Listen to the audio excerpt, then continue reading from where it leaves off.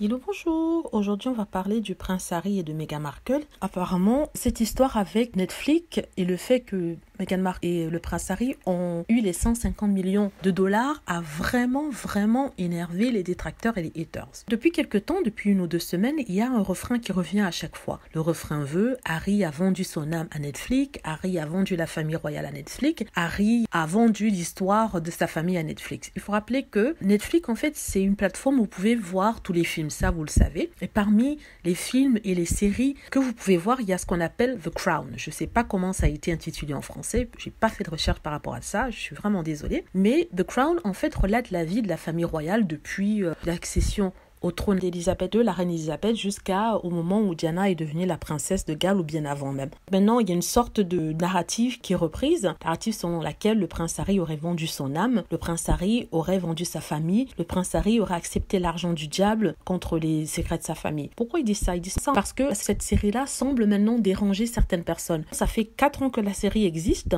et pendant les 4 premières saisons, il n'y a pas eu de problème. Tout le monde a semblé accepter la série comme étant la meilleure représentation de la famille royale qui ait pu y avoir, d'histoire de la famille royale bien sûr. Et les gens étaient en train de faire les louanges de cette série en Angleterre en disant à quel point les personnages étaient bien décrits, à quel point les costumes étaient bien. Mais là maintenant, on a un retournement de situation où tout le monde essaie de dire que la série est horrible. Ils se servent de l'histoire de la famille royale pour décrire des personnages ignobles et que le prince Harry, en signant avec Netflix, ne fait que valider ce qu'ils ont écrit et dit. On se rend compte en fait que ce n'est pas Netflix qui dérange, parce que comme je l'ai dit, ça a toujours existé. Ce qui dérange en fait, c'est le fait que le prince Harry ait signé ce contrat avec Netflix qui lui donne 150 millions pour faire des documentaires et en même temps qui lui donne une certaine indépendance. Donc c'est ça en fait. Il demande à Harry de non seulement dénoncer Netflix, mais en plus de ça, de remettre l'argent que Netflix lui a donné. Vous vous rendez compte de l'hypocrisie? Ils veulent que Harry remette l'argent qu'il a reçu pour que Harry redevienne encore dépendant de la famille royale. Ils lui disent: Harry, si tu aimes ta famille, si tu veux dénoncer le comportement de Netflix et des producteurs américains, remets cet argent à Netflix et dénonce en disant qu'il ne devrait pas écrire sur Diana et sur sa vie et sur la famille royale. Alors moi je me dis, pourquoi n'avez-vous pas fait le même scandale il y a 4 ans quand Netflix était sorti? Pourquoi n'avez-vous pas écrit autant sur Netflix? Pourquoi n'avez-vous pas demandé à Netflix de ne plus écrire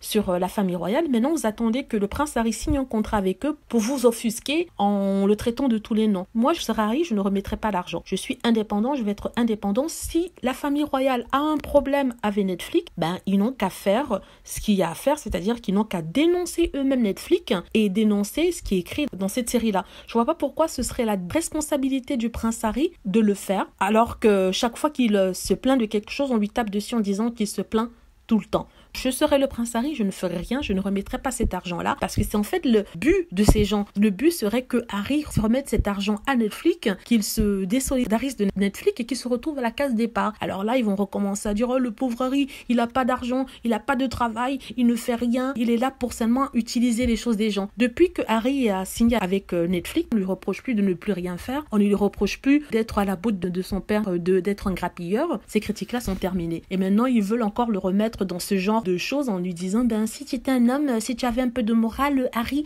tu aurais remis l'argent que Netflix t'aura donné. C'est ça, à d'autres. Donc voilà, c'est ma petite information sur ce qui se passe en ce moment en Angleterre. Ça dévoile le visage des haters et des trolls qui sont vraiment idiots. Voilà, j'espère que vous avez aimé. N'hésitez pas à cliquer sur like si c'est le cas, à vous abonner pour plus de vidéos et à cliquer sur la petite cloche afin d'être averti lorsque je poste une nouvelle